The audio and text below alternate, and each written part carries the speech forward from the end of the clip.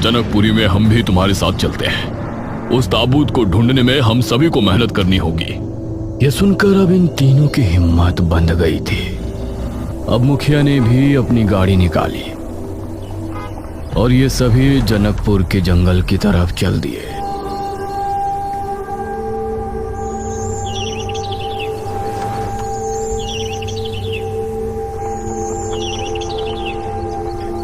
वो रही गुफा।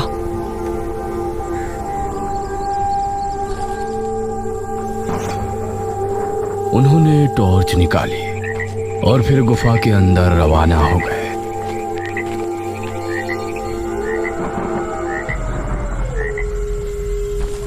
जैसे ही मेघना ने गुफा के अंदर कदम रखा तो जमीन अजीब तरह से हिली। अरे ये क्या? और काफी देर बाद जमीन का हिलना बंद हुआ। लगता है सालों से यहाँ कोई नहीं आया। ये कैसी आवाज है? गुफा में अजीब सी आवाज गूंजी, जैसे कई सारे कीड़े एक साथ रेंग रहे हैं। तभी इनको सामने से काले मकड़ों की फौज आती हुई नजर आई। अरे बचो! ये सभी इधर उधर भागे और छोटे छोटे टीलों पर चढ़ गए। वो सभी मकोड़े तेज शोर के साथ गुफा के बाहर निकल गए। हमें बहुत संभल के चलना होगा।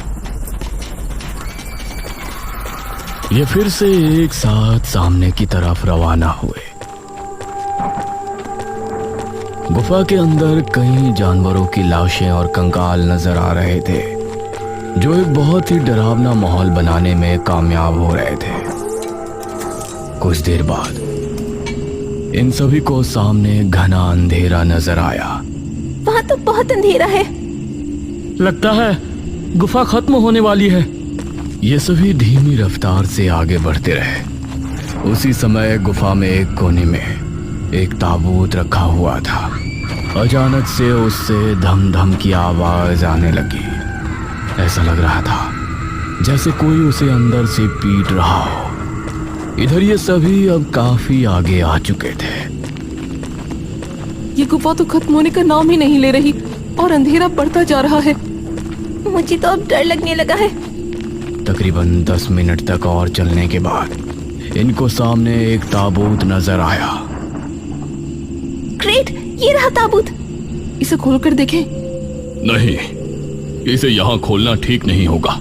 इसे पहले गांव ले चलते हैं, उसके बाद ही खोलेंगे। इन्होंने ताबूत को बाहर निकाला। उसके बाद ये सभी ताबूत समेत गांव में लौट आए। उस समय चौक पर ठकुराइन के साथ सभी गांव के लोग जमा थे।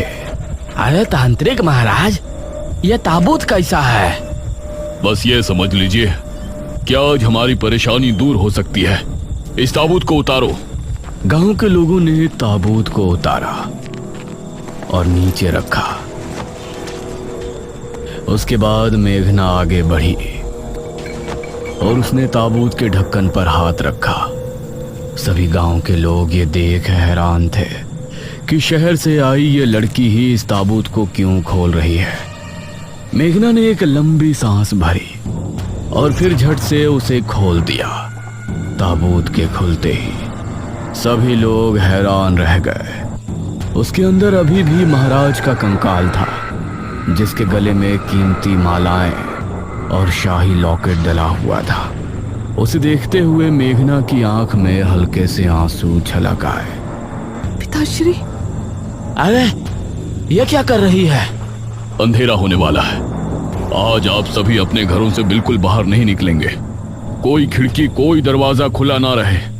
सब कुछ बंद रखकर यही प्रार्थना करेंगे कि आज रात हम सभी को निशिर-मोलो से हमेशा के लिए छुटकारा मिल जाए। सभी ने तांत्रिक महाराज की बातों को स्वीकार किया और एक एक करके सभी अपने घरों में चले गए। सभी खिड़की और दरवाजे बंद हो गए। चौक पर इस समय सिर्फ ये 6 लोग खड़े थे। अनुज मेघना को बड़ी गौर से देख रहा था। तांत्रिक महाराज, लेकिन निशिर-मोलो पिताजी के शव को लेकर कहाँ जाएंगे? ये तो हमें भी नहीं पता पुत्री। अगर तुमको ये करने में दुख हो रहा है तो तुम यहाँ से जा सकती हो। हम लोग जिस तरह से 400 साल पहले जी रहे थे, फिर से वैसे ही जी लेंगे। नहीं, हमने उस जन्म में भी अपनी प्रजा की सोची थी, इस जन्म में भी हम आप सभी को निशिरमोलो से आजाद करवा कर ही दम लेंगे। उस समय सभी को मेघना में राजकुमारी मेघालय की झलक नजर आ रही थी। धीरे धीरे रात के 9 बज गए और गांव में निशिरमोलो की आवाज गूंजने लगी।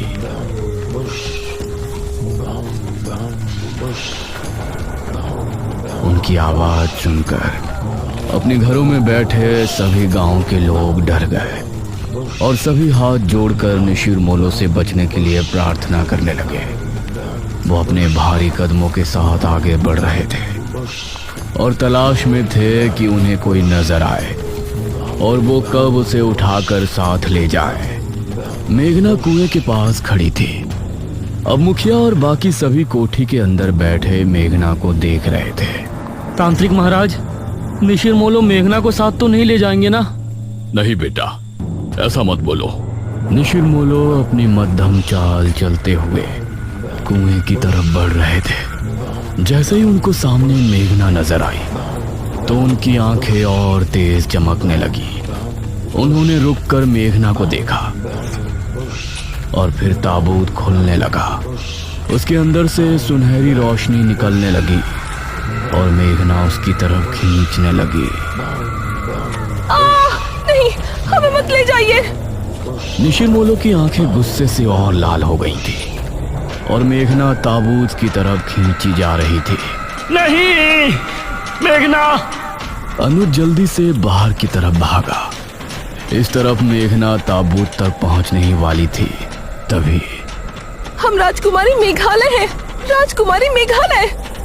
इतना कहते ही उन चारों ने एक दूसरे की तरफ देखा और फिर ताबूत के अंदर से उस रोशनी का निकलना बंद हो गया और ताबूत वापस बंद हो गया। हम जानते हैं हमने आने में देरी कर दी, लेकिन जैसा हमने वादा किया था, हम अपने पिताश्री महाराज विश्वजीत की लाश लेकर आपके सामने प्रस्तुत हैं। मेघना, तुम ठीक हो? इस समय निशिरमोलो ने अनुज पर ध्यान नहीं दिया और वो सभी एक साथ बोले, कहाँ है वो दुष्ट राजा विश्वजीत? उसके इतना कहते ही मेघना और अनुज ने मिलकर सामने रखे ताबूत से कपड़ा हटा दिया और उसे खोल दिया। उसके अंदर पड़े कंकाल को देखकर निशिरमोलो जोर से हुंकार भरने लगे। वो ताबूत के पास आकर रुके।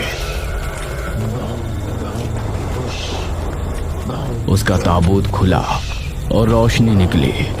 महाराज का कंकाल उस ताबूत से निकलकर उनके ताबूत में आ गया और फिर वो चारों वही आवाज करते हुए वहां से कब्रिस्तान की तरफ चल दिए।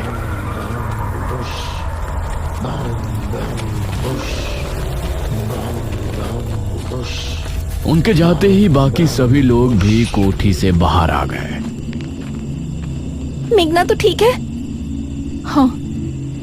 बेटी, हम तुम्हारा धन्यवाद किस मुंह से करें, कुछ भी समझ में नहीं आ रहा। मुझे खुशी है कि जो परेशानी मेरे कदम रखने की वजह से गांव में आई थी, मैंने उसको आप सभी की मदद से दूर कर दिया है। उसके बाद मेघना ने अनुज की तरफ देखा और मुस्कुरा दी। अनुज ने भी मेघना को स्माइल पास की।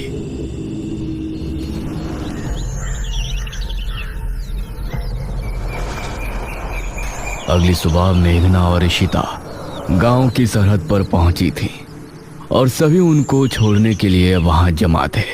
इशिता, मेघना, आओ बैठो। शहर जाने वाली बस 11 बजे आ जाएगी। ठीक है मुखिया जी, नमस्ते। नमस्ते अंकल। आंटी, हमसे कोई गलती हुई हो तो माफ कर देना। अरे नहीं बेटी, तुम दोनों तो बहुत ही अच्छी हो। मैं ही बेवजह बात बात पर भड़क रही थी। मेघना और इशिता गाड़ी में बैठी।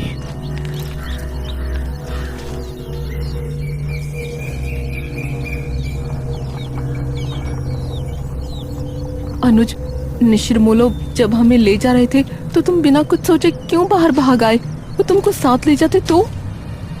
अरे, तुमको मुसीबत में देखकर मैं अंदर कैसे बैठा रह सकता था? हाँ, इसकी तो अंदर ही अंदर कुल्फी जम रही थी। तांत्रिक महाराज, निशिरमोलो मेघना को साथ तो नहीं ले जाएंगे ना? बस बस, इतना भी मत हंसो। अनुज ने मेघना और इशिता को बस में बैठाया और जब तक बस आगे नहीं बढ़ी वो वहीं खड़ा उन्हें देखता रहा। मेघना भी खिड़की से तब तक उसे देखती रही जब तक वो बस स्टॉप से आगे नहीं निकल आए। काश ये गांव में जल्दी वापस आए। वैसे राजकुमारी मेघालय, आपने मृत्युंजय अमृत का सैंपल इसीलिए लिया है ना कि गांव में वापस जल्दी आ सको? इस पर मेघना मुस्कुराई। अवश्य आएंगे सखी।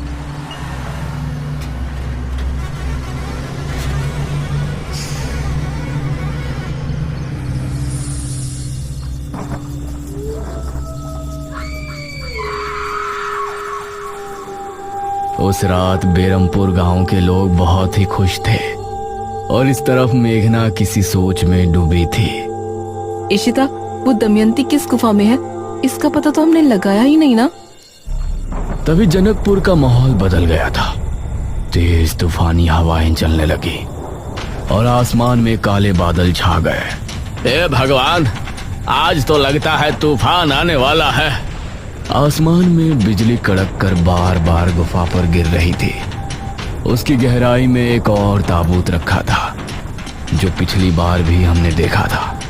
उसके अंदर से धम धम की आवाज हुई और फिर उसका ढक्कन खुल गया। धीरे से उसके अंदर से दमयंती बाहर आई। उसके चेहरे पर अजीब सी मुस्कान थी। उसकी आंखें लाल लाल चमक रही थी और नाखून बहुत पैने हो गए थे। हम जाग उठे हैं, हम फिर से आजाद हो गए, आजाद हो गए हम। वो भयानक अंदाज में हंसती हुई गुफा से बाहर की ओर बढ़ गई। उसके चेहरे पर एक रहस्यमय मुस्कान थी जो आने वाले खतरे की तरफ इशारा कर रही थी।